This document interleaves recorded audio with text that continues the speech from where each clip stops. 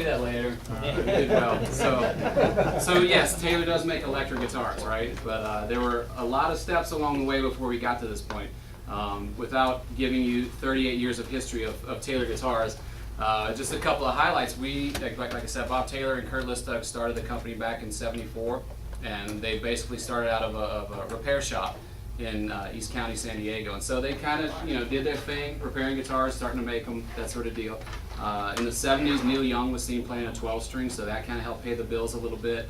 And in the '80s, we sent a purple guitar to Prince, and that also kind of, put us on the map just a second. But what really hit was this phenomenon in the early '90s called MTV Unplugged, where all the rock bands wanted to get on TV and play all their rock songs like stripped down acoustically, right? I think Eric Clapton's best-selling album is his Unplugged album, but I mean, like, we're talking, Alice in Chains, Nirvana, you name it, they were all on. Everybody wanted to be on MTV because MTV was huge at the time, and it was a great way for people to sell CDs. So people gravitated towards Taylor's because, as Mark was saying earlier, my first acoustic was like that too. The strings were this high up the fretboard. You had to just really clamp down like a vice grip to learn how to play your acoustic. But think if you're an electric guitar player, if you go over to acoustic, you're going to kill your fingers. So they gravitated towards this neck right here because of the action. They're like, wow, this is so easy to play. It plays just like my electric guitar. So then you saw Taylor's all over, and then that's what really put us on the map. So, but Bob Taylor will tell you his crowning achievement is this neck. So other acoustic guitars don't have this little paddle underneath the fingerboard. It's just the neck, and you're talking the fingerboard extension. And if you're talking traditional acoustic guitar construction, it's this fingerboard extension, glues or somehow mortise and tenon, some sort of a glue fit-in joint, right? Glued directly to the top of the guitar. Now, what does a guitar do over time? With humidity, and if you're playing it, yeah, that thing's going to move all over the place. So, which is good because that's what it's supposed to do. It's supposed to move. But what happens if you have this little fingerboard extension glued directly to the top of your guitar? If your top's moving, this is going to move too. So if you sight down a lot of older guitars and you look down, your action might be great right up to here, and then when the neck meets the body, you're going to see a little rise.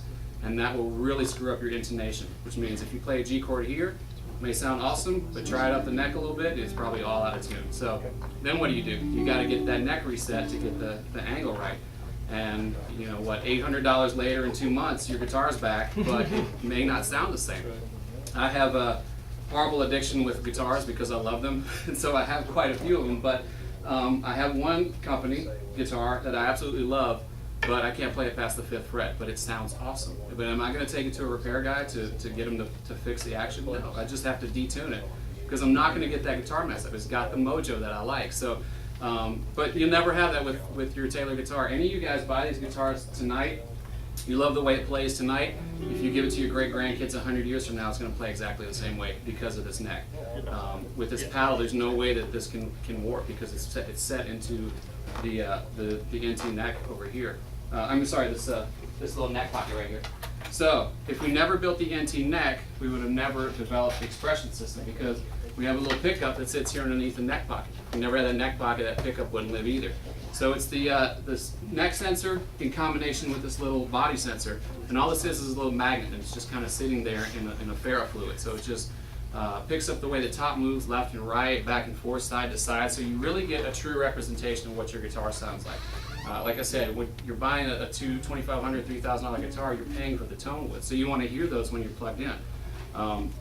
You don't want to hear the sound of the pickup. So Bob Taylor wants you to, if you're playing in your bedroom, you're strumming your guitars, you love Sitka spruce and Indian rosewood, I love the way that sounds. So if you're playing in your bedroom, let's say you get out of the bedroom and get into Wembley Arena and plug this guitar in, it's going to sound like those tone woods. So that's what our pickup system's designed to do, just give you a natural, true representation of what the tone would sound like. So I'll pass this around too if you guys want to pass that.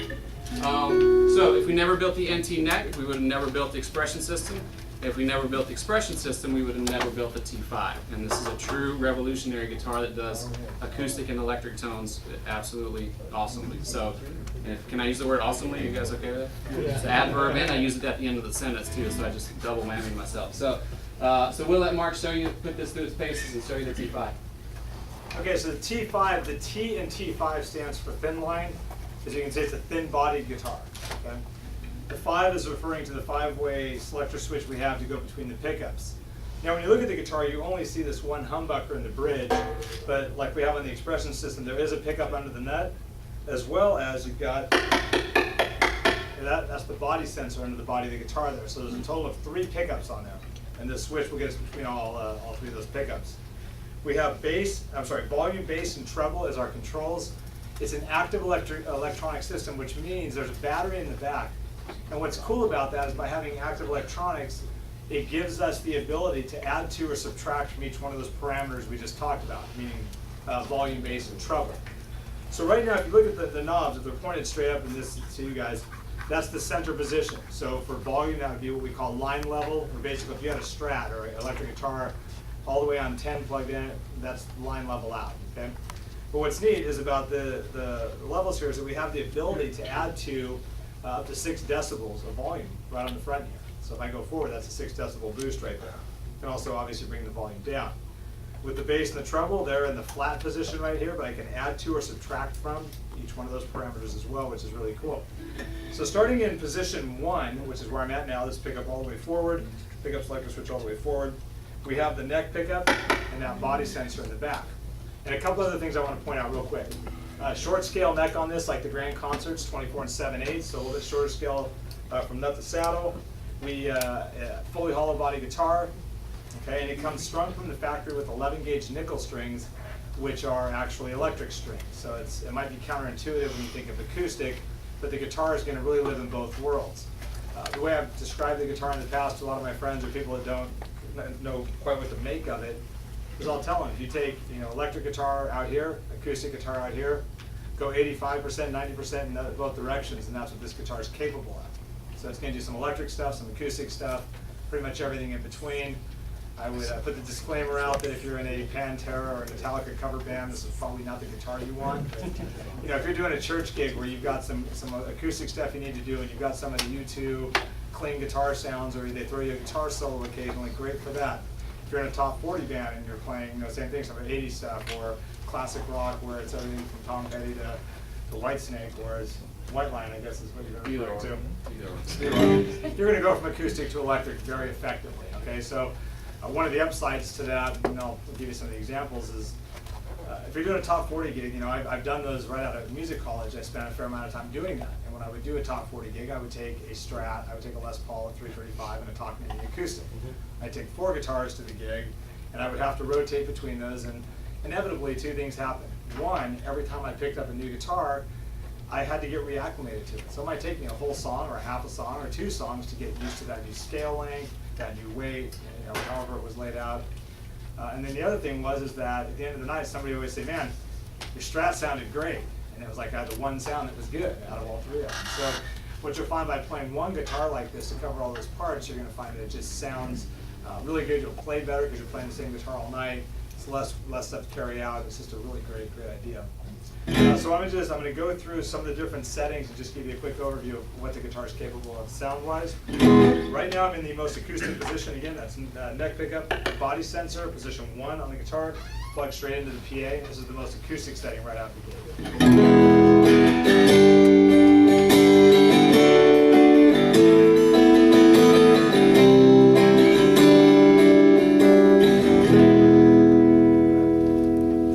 So good. Sounds like an acoustic guitar. It's great. What we will do is if I go into a room like this, say I did sound check earlier, and everything sounded great, but then you guys came in and acted as human sound baffles, and you absorbed a lot of the bass. Well, by having that active electronics, it does give us the ability to add to some of that bass. So watch this. On the fly, I can bump the bass considerably.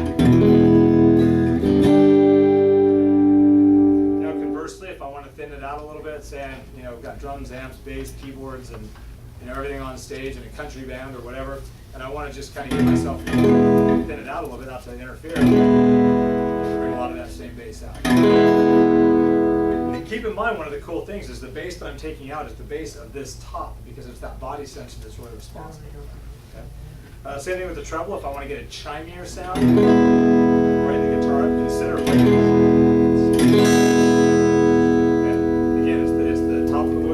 If I want to go for more of a jazz box acoustic sound, kind of a dull top end, still keep the bottom where it's at, roll this way off, I can bump the lows in combination with that and get that real jazz box sound.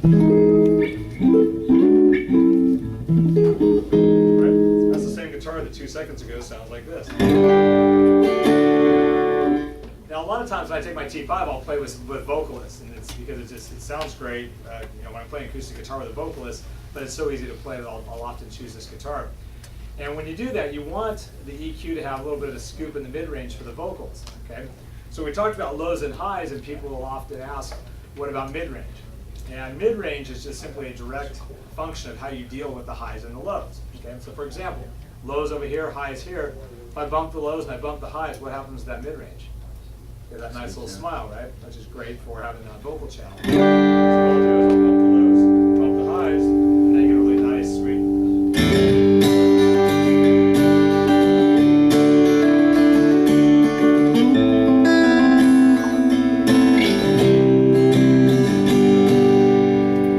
Kind of hear how that was more scooped out? Okay. Well, then the next thing that's really cool about the guitar is, say you want to use it as an acoustic lead instrument. There's this band that I play with occasionally back home in Southern California called A Bunch of Guys. They're a fun band. They play out a lot, but it's not their full-time gig. But they go out and play a lot of cool gigs. Now, a while back, they wanted to play Hotel California. Now, Eagles have done the acoustic version of Hotel California. They said, Mark, let's do the acoustic version of Hotel California, but play the electric solo on acoustic, right? And I'm looking at my 814 or even my GC thinking there's no chance I can get those bends. I mean, there's some crazy bends on that solo. So I thought, well, great, I'll use my T5 to pull this off. And so I showed up and I was able to pull it off. And what I did was, just like we talked about the mid-range scooping, well, I wanted to push through the mix, because here there are literally 3 other acoustic guitar players. So what I did was I took the bass, brought it down, took the high end, brought it down, and that gave me kind of a frown, but it was nice because it was a mid-range boost. So here I'll bring that down a little bit, bring the highs down a little bit, and then I bumped my volume. This is where that 6 decibel boost kicks in really nice. And then I was able to,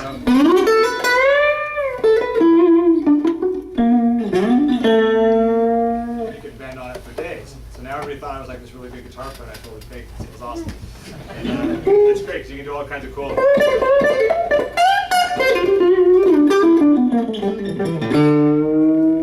can't do that on a dreadnought to save my life. Okay. So the upside, you can do total guitar solos on an acoustic guitar. It sounds acoustic. It is acoustic. You're not really cheating, but no one needs to know. All right. So we can leave it at that. So what I'm going to do now is I'm going to go back to position 2 now. And what you'll notice is here, if you hear the body sensor, okay, hear that? We're going to go back, and now the body sensor's gone. Bring my volume up here. And now what I do is I just turn off the body sensor, but I kept the neck pickup on. And by having the neck pickup on, if I was doing a top 40 gig and I wanted to play something that was Strat-like, I'd probably make it a little bit chimey by rolling the highs up just a little bit. Kind of keep more out. Instead, if I'm going to play Hey Joe by Hendrix or something, you got that chimey.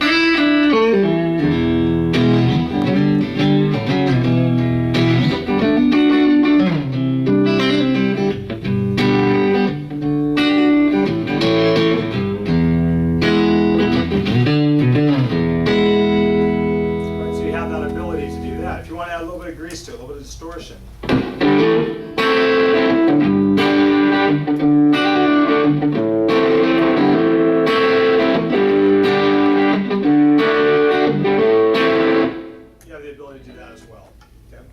Next position back, we'll call this position 3. Now we're using the bridge pickup exclusively.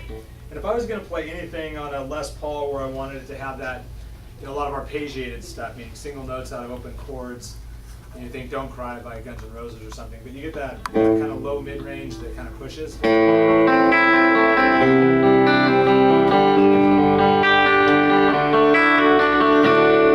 little bit of overdrive on a humbucker.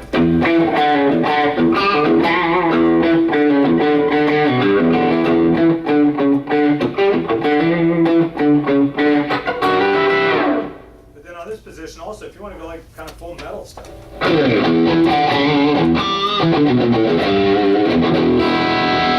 harmonics.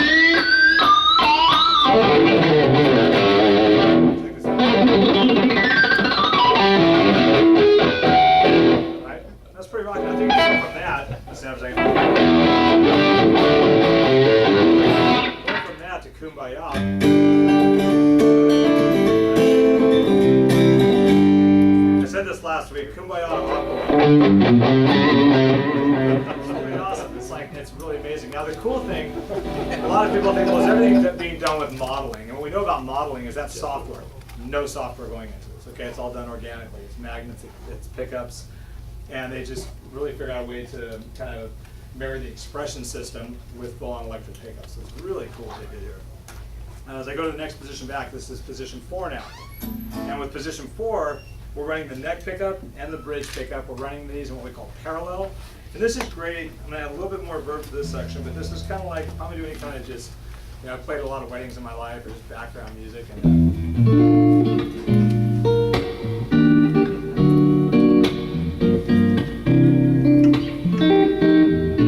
I want to jazz box that up a little bit, I'll drive the front of the amp a little bit harder, bump the lows, bring the highs back.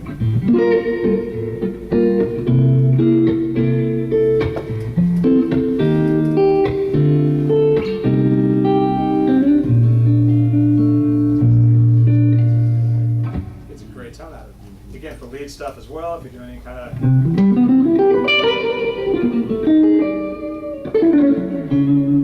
octave stuff.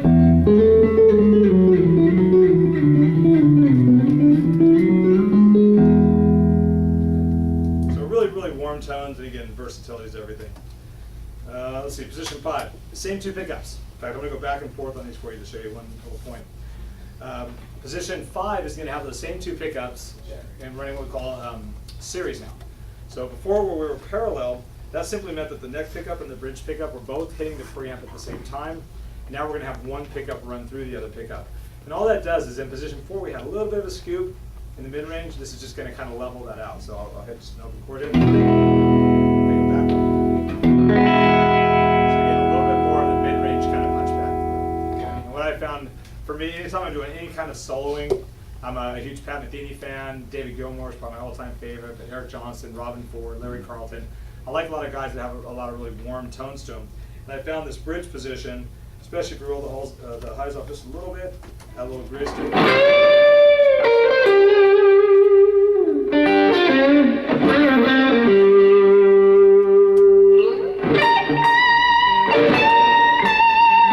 Even with a heavier distortion, same thing.